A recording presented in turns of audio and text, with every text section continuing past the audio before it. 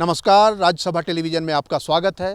मैं हूं अखिलेश सुमन और आप देख रहे हैं हमारा बहुत ही खास कार्यक्रम स्पेशल रिपोर्ट। स्पेशल रिपोर्ट के इस अंक में हम हैं किर्गिस्तान में और अगले घंटे में आपको हम दिखाएंगे किर्गिस्तान की कहानी, कैसे हैं किर्गिस्तान के लोग, कैसा है किर्गिस्तान, उसकी एक हल्की सी झांकी।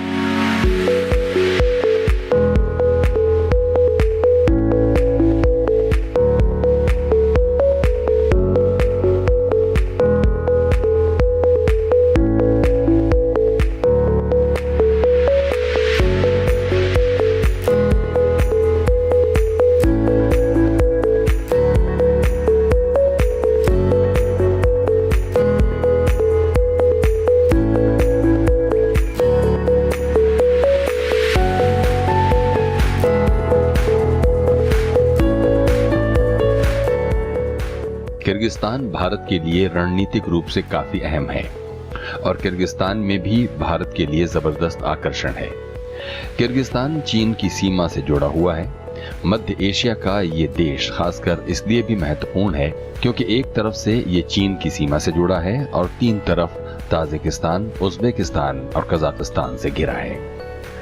भारत के किर्गिस्तान के साथ व्यापारिक संबंध तो बढ़ ही रहे हैं, रक्षा के क्षेत्र में भी किर्गिस्तान भारत के साथ जुड़ना चाहता है। 14 जून 2019 को प्रधानमंत्री नरेंद्र मोदी जब किर्गिस्तान गए तो दोनों देशों के बीच रणनीतिक भागीदारी की घोषणा हुई। कुल 15 समझौते हुए जो रक्षा क्षेत्र, व्यापार, स्वास्थ्य और सुरक्षा से जुड़े हैं। भारत और किर्गिज़ रिपब्लिक हम एक सिविलाइजेशनल नेबर रहे हैं। हमारे हिस्टोरिकल ट्रेडिशनल लिंकेजेस बहुत डीप रहे हैं। राइट फ्रॉम हिस्टोरिकल टाइम्स हमारे ट्रैवलर्स, ट्रेडर्स, प्रीचर्स, उन्होंने इन मार्गों का इस्तेमाल किया, इन मार्केट्स का इस्तेमाल किया। ये तो दोनों देशों के सरकारों के बीच राजनयिक संबंधों की बातें हुई, लेकिन इससे इतर किर्गिस्तान अपने आप में एक ऐसा देश है जो भारत के लोगों को आकर्षित करता है। लेकिन साथ ही किर्गिस्तान के लोगों को भी भारत के प्रति काफी स्नेह है और भारत के साथ जुड़ने के लिए इन्होंने बिश्केक में वस्त्र प्रदर्शनी लगा रखी है, जिसमें भारतीय हथकरघा उद्योग से जुड़े कारीगर भी आए हैं। और ये है किर्गिस्तान। अधिकांश जगह पहाड़ों से भरा पड़ा, बहुत खूबसूरत लोग, बहुत अच्छे लोग और अतिथियों का स्वागत करने में माहिर। Okay, thank you so much, thank you so much. तो किर्गिस्तान के लोग इस तरह से अतिथियों का स्वागत करते हैं।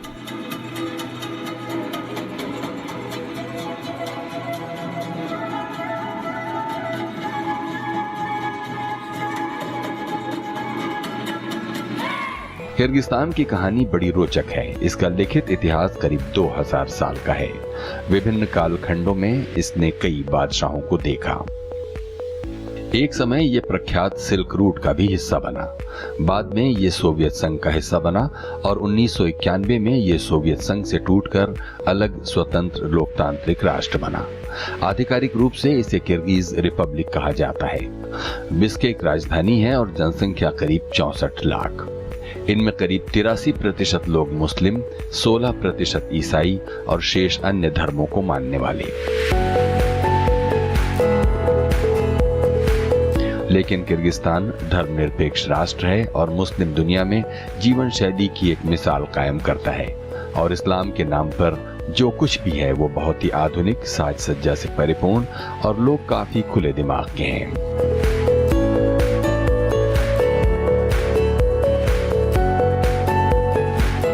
किर्गिज़ लोग जो हैं ये माउंटेन नोमैड्स हैं। दे देमसेल्व्स बहुत इंस्टिंक्टिवली, बहुत फ्रीडम लविंग हैं, बहुत डेमोक्रेटिक हैं। तो एक बहुत नेचुरल कन्वर्जेंस है। छोटा सा देश, पहाड़ों और बर्फ से भरपूर, लेकिन खासियत इतनी ज्यादा कि भारत के बच्चे यहाँ तक पढ़ने पहुँच जाते हैं और वो किर्गिस्तान को पसंद करते हैं। यहाँ तक कि भारत के नौजवान यहाँ पढ़ाई करने भी आते हैं। उनका कहना है कि पढ़ाई और सफाई दोनों मामले में किर्गिस्तान काफी अच्छा है। MBBS के लिए ही ज़्यादातर आते हैं लोग यहाँ पे। 3000 के लगभग स्टूडेंट हैं यहाँ पे टोटल। तो यहाँ पे वजह ये है कि यहाँ पे माहौल अच्छा है, सिंपल प्रोसेस है यहाँ एडमिशन के लिए, और यहाँ रहने के लिए भी सही अपन एडजस्ट हो जाते हैं, क्योंकि बहुत टाइम से रह रहे हैं, 8 या 10 साल पहले से आ रहे हैं स्टूडेंट यहाँ पे। तो सब चीज़ों को, माहौल को देखते हुए यहाँ पे सही लगता है। यहाँ का एनवायरनमेंट बहुत अच्छा है और बहुत ही क्लीन एरिया है, बहुत डेवलप लगता है। इंडिया से काफ़ी अच्छा है। हाँ, सफाई के मामले में और एनवायरनमेंट के मामले में, और यहाँ शांति, एरिया भी शांति है। हम बिश्केक में थे और हम भी चल पड़े शहर को देखने, और हम पहुंच गए अलातू square.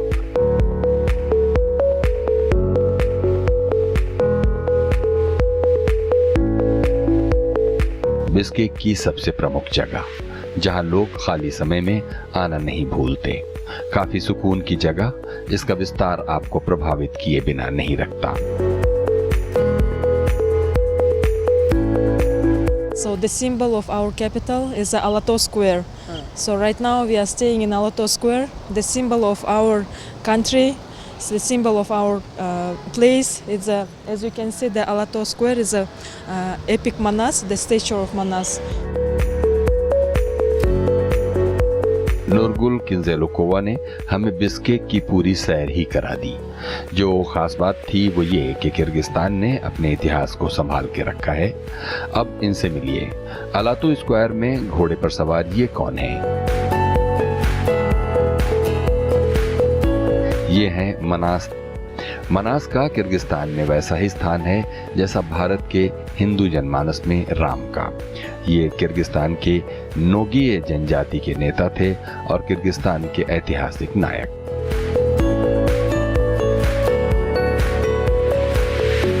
In Epic Manas we can find all about the culture, all about the becoming the start about the Kyrgyzstan. So this is one of the longest epic. It's longer than the Odyssey, if you can say, and it was translated to so many languages.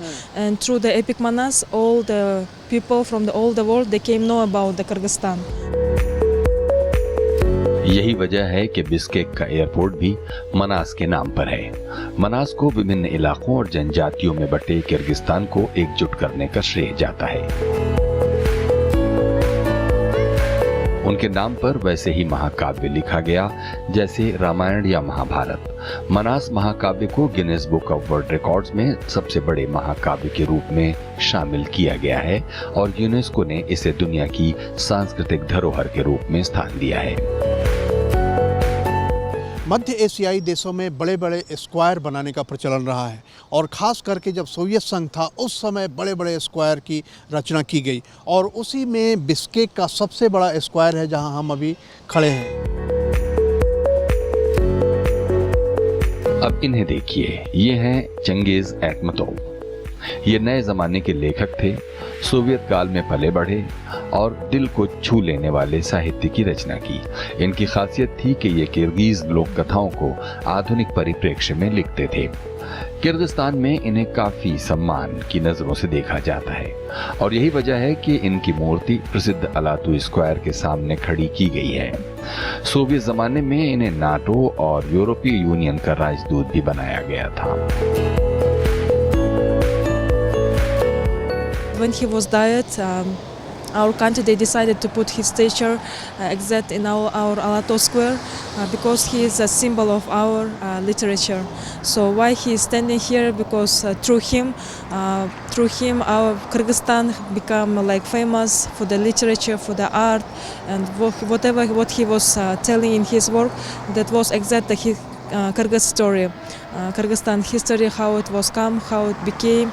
So now you can see the statue, and all people in Kyrgyzstan they are so proud that his statue is here right now. Bishkek का हर कोना लगता है कि एक इतिहास की दास्तान सुना रहा है। ये जो मूर्ति है, लगता है कोई इस दीवार को धकेल रहा है कि वो गिर जाए। ये दरअसल 2005 और 2010 में किर्गिस्तान में हुए जन आंदोलन की याद में बनाई गई है। इन्हें किर्गिस्तान के इतिहास में ट्यूलिप क्रांति के नाम से जाना जाता है। ये दोनों आंदोलन किर्गिस्तान में व्यक्तिवादी राज के खिलाफ हुए थे और इसका मकसद सत्ता से अभिजात्य वर्ग के दबदबे को खत्म करना था। इन दोनों आंदोलनों ने क्रमशः तत्कालीन राष्ट्रपति आकीयेव और बाकीयेव को सत्ता से हटाने पर मजबूर कर दिया था। इस दीवार का संकेत है जनता के द्वारा बुराई की दीवार को ढहाने का प्रयास। This movement, like disagreement with the government. So what is you can see that is they are just pushing this something black. That is the meaning that people they are against to the bad things. There's a disagreement, maybe some unfair things. So this is the symbol of that we are against to the something bad, something disagreement, and this is the after there was big movement that so much people were died. So after that our government they decided to put this memorial statue here exactly because this is the main place in our city, and as you can see we are all Kyrgyz people, we are against of something bad, unfair and some disagreement with the government. और फिर ये square.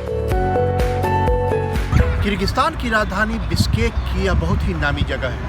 इस जगह को कहते हैं ओबोई ओबोर square. ओबोई ओबोर square उन सैनिकों की याद में बनाया गया है जो सैनिक दूसरे विश्व युद्ध में मारे गए थे। ये प्रतिमा एक माँ की है जो अपने बेटे का इंतजार कर रही है।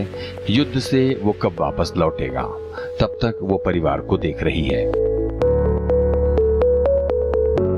आप देख रहे हैं लेनिन की ये भव्य मूर्ति अभी भी यहाँ लगी हुई है, क्योंकि किर्गिस्तान पहले एक समय सोवियत संघ का हिस्सा था और सोवियत संघ से अलग होने के बाद यहाँ की सत्ता भी बदली, यहाँ का समाज भी बदला और यहाँ का सिस्टम भी बदला। सब कुछ बदलने के बावजूद लोगों ने लेनिन की स्मृति को ख़त्म नहीं किया है। लेनिन की स्मृति को अभी भी लोगों ने संजो कर रखा है, क्योंकि ये कहते हैं कि किर्गिस्तान के लोगों को अभी भी ताकत देता है। और ये लेनिन की प्रतिमा, लेनिन जिन्होंने रूस में कम्युनिस्ट शासन की नींव डाली।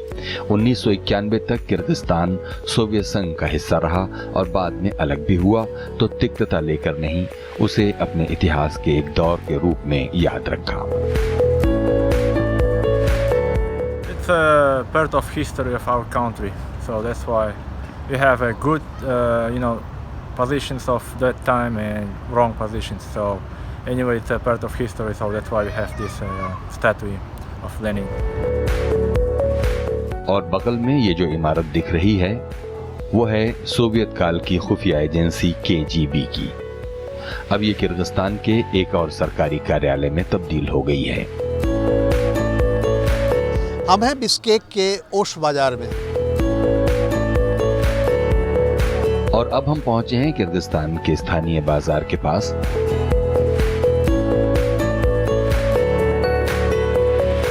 बिश्केक में ऐसे कई बाजार हैं और हम आए हैं एक ऐसे ही स्थानीय बाजार में। इसे स्थानीय लोग ओश बाजार कहते हैं।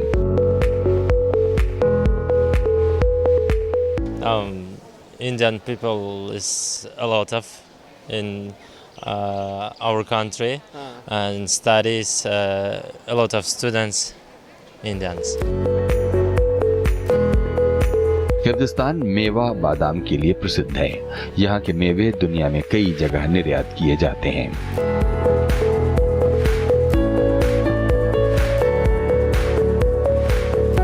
ओश बाजार में इसकी खासी झलक मिलती है।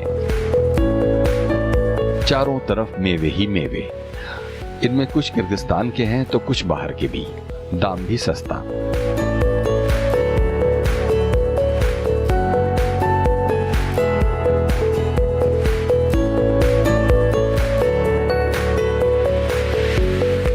यहाँ कुछ हर्बल पेय भी मिलते हैं। ये स्वास्थ्य के लिए काफी मुफीद माने जाते हैं।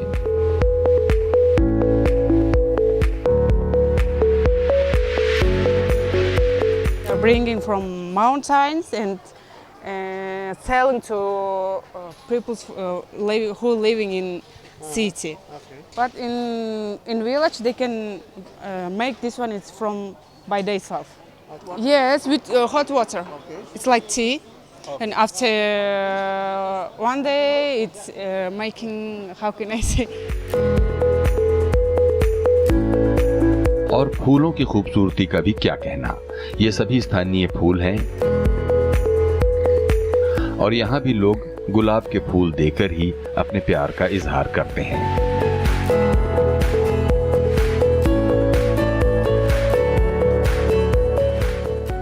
So early in the morning, people come to buy flowers here. I think it's in the morning, in the evening. It's part of tradition in Kyrgyzstan to gift flowers. Yes. Like when do you gift flowers to people? In birthday, in happy days. Every time. Every time. So there are different types of flower. Do you know the name of this flower? This flower name is Lilia.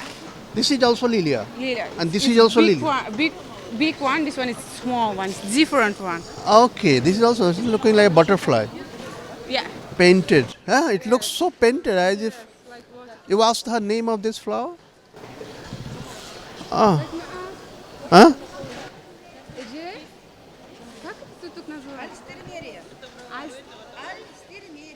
Alstroemeria. Sorry. Trimeria. Alstroemeria. Alstroemeria. This is a different flower. Alstroemeria. This one is Lilia. Oh my God. So many flowers do you have? This is rose. Oh.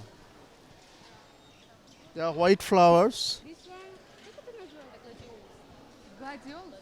Gladiols. This one. Okay, yeah, gladiols. Yeah, Gladiols. people in India also know this flower. But suppose if you are going to, if you are going to meet your boyfriend, then which type of flower do you gift them? Of course, rose. Oh. Everyone is chooses rose. You see, it's good, very nice. I will be happy. It's big one. If he will come and give me rose, Okay. I will happy. I say yes. Okay, so these roses are smelling or like that? Smell, yeah. Nice. Smells well. Okay. Lovely flowers.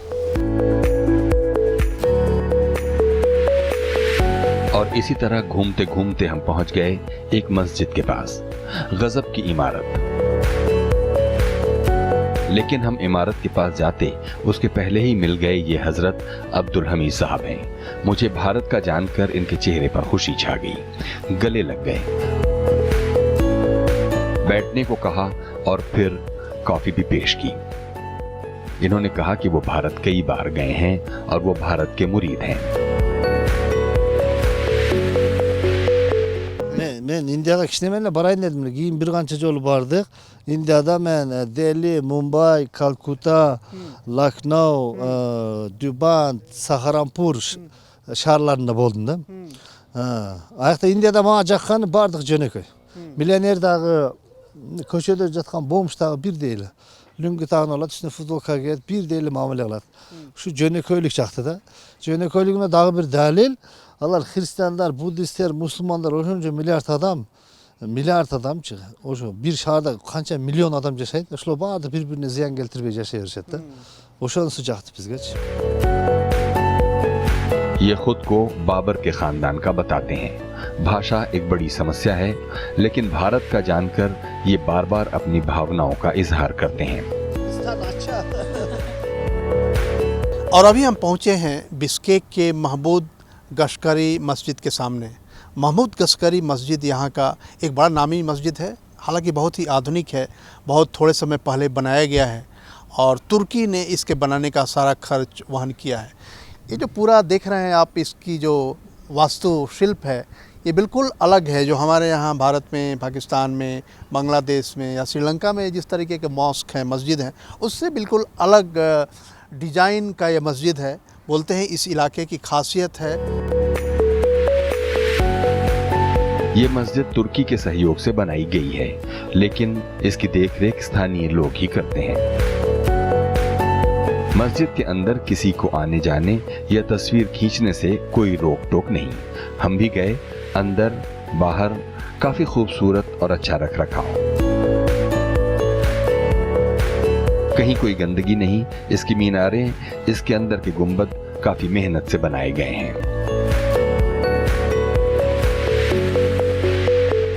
दक्षिण Asia और मध्य पूर्व के देशों से यहाँ के मुस्लिमों का जो ट्रेडिशन है, उनकी परंपराएं काफ़ी अलग हैं. How do you feel that Muslims in Kyrgyzstan are different than Muslims in other areas? I'm feeling okay because we are democratic republic, so that's why our government letting the different types of religions to become in our country. So it's okay. I think it's a good. इस मस्जिद के मौलाना और व्यवस्थापक भी आधुनिक विचारों के हैं. इनका कहना है कि इनके पुरखों ने जिस इस्लाम की नींव डाली थी वो वही मान रहे हैं और ये शांति में विश्वास करते हैं. इनका ये भी कहना है कि यहाँ का इस्लाम महिलाओं को आज़ादी देता है. हालांकि इनका ये भी कहना है कि अन्य देशों की तरफ से आतंकवाद का खतरा है, जिसे दूर रखने के लिए यहाँ के इस्लामिक नेता हर संभव कोशिश कर रहे हैं. और अब हम चले किर्गिस्तान के गांव की ओर. किसी भी देश को समझने के लिए उसके गांव को समझना बड़ा ज़रूरी होता है और उसके गांव को देखकर उस देश की हकीकत, उस देश का मिजाज समझ आता है. तो हम जब किर्गिस्तान में हैं तो ज़रा चलते हैं, किर्गिस्तान के एक गांव को भी देख लेते हैं. ये गांव इस रास्ते से जा रहा है. इस रास्ते से हम जाएंगे, बीच में एक नदी है, उस नदी पे लकड़ी का पुल है. उस लकड़ी के पुल से होकर हम गुजरेंगे, इस गांव में जाएंगे.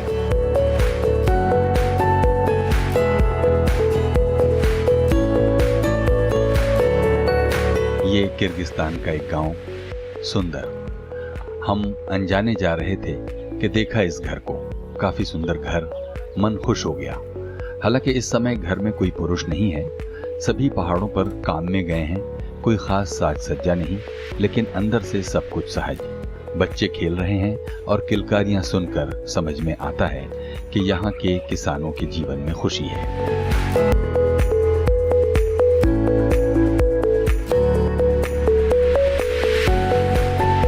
और फिर हम चल दिए दूसरे किसान के घर. यहाँ के किसान हमारी तरह धान गेहूं की खेती नहीं करते. सब्जियां, फल और फिर मवेशी के रूप में घोड़े पालना इनकी रोजमर्रा की जिंदगी. इनके यहाँ भी मवेशी अभी पहाड़ों पर गए हुए हैं.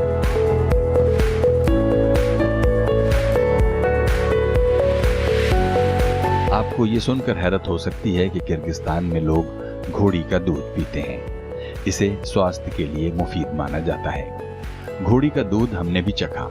थोड़ा खट्टा होता है, हमारे छाछ जैसा, लेकिन यहाँ के लोग उसमें चीनी या नमक नहीं डालते. इनका कहना है कि ये अपने खेती किसानी से संतुष्ट हैं. ये गांव छोड़कर कहीं नहीं जाना चाहते.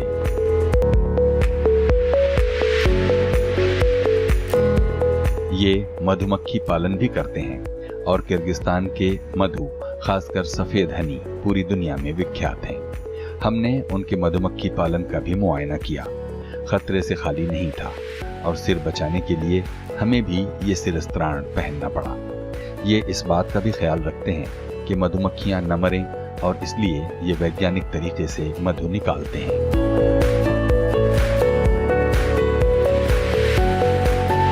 पानी भरपूर है और ये सब्जियां उगाने में माहिर हैं, लेकिन मांस इनके खाने का प्रमुख अवयव है. हम एक अन्य गांव में गए.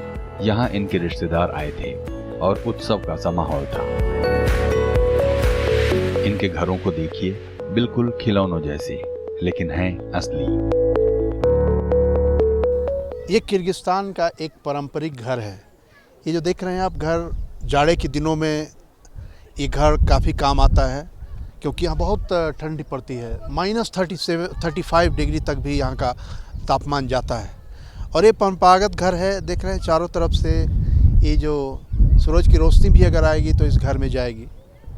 और देखिए ये सुंदर दरवाज़ा. इस तरह से लोग इस घर को भी गर्म रखते हैं. ये देख रहे हैं आप, एक तरीके का कंबल है. ये एक कंबल है और इस कंबल से इस घर को ढक के रखा जाता है ताकि ठंड अंदर न जाए. और अभी मैं इस घर के अंदर जा रहा हूँ, आपको एक झलक दिखाऊंगा. ये किर्गिज नोमैड आदिवासियों का घर है. अब ये भी विकसित हो गए हैं, लेकिन जीवन शैली बनी हुई है. बहुत ही लजीज है.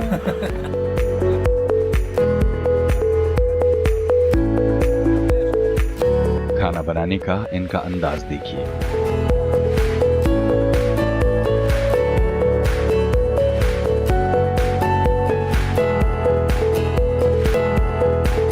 हम एक नए घर में गए, वहां इन्होंने हमें शरबत पर आमंत्रित किया।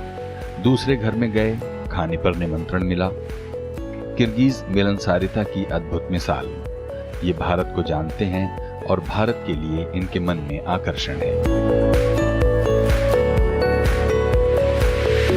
तो ऐसे हैं किर्गिस्तान के लोग। इतिहास को थाती की तरह मानकर समाज और जिंदगी को आगे बढ़ा रहे हैं।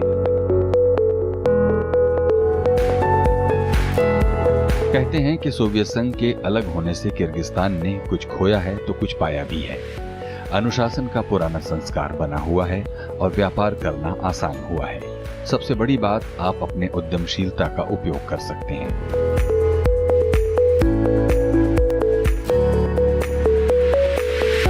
और ये जल अर्चा नेशनल पार्क, जहां सैलानी जरूर आते हैं। पहाड़ों से गिरने वाला ये पानी, जिसे लेने के लिए दूर दूर से लोग आते हैं, और फिर ये हर्बल पत्ते, जिसे खाने को पाचक माना जाता है।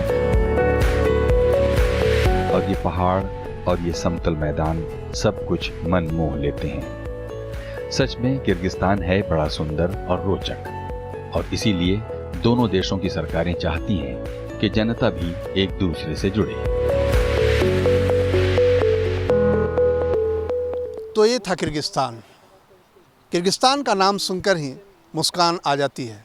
एक सुंदर देश, लोग बड़े ही अच्छे, शांत स्वभाव के लोग, और देश भी टकराव से मुक्त। सबसे अच्छी बात ये कि किर्गिस्तान में कोई धर्मांधता नहीं है। किर्गिस्तान में किसी तरह के आतंकवाद या अलगाववाद का कोई प्रभाव नहीं है। किर्गिस्तान में आधुनिकता है, और सबसे अच्छी बात ये भी है कि किर्गिस्तान के लोग भारत के साथ जुड़ना चाहते हैं। और मुझे लगता है कि किर्गिस्तान जो एक बार आता है, उसे बार बार आने की इच्छा होती है, और आप भी शायद किर्गिस्तान आएंगे। तो राज्यसभा टेलीविज़न के इस खास कार्यक्रम स्पेशल रिपोर्ट में आज बस इतना ही। अगली रिपोर्ट के साथ हम फिर मिलेंगे। तो कैमरा पर्सन योगेश अग्रवाल और अखिलेश सुमन की तरफ से नमस्कार।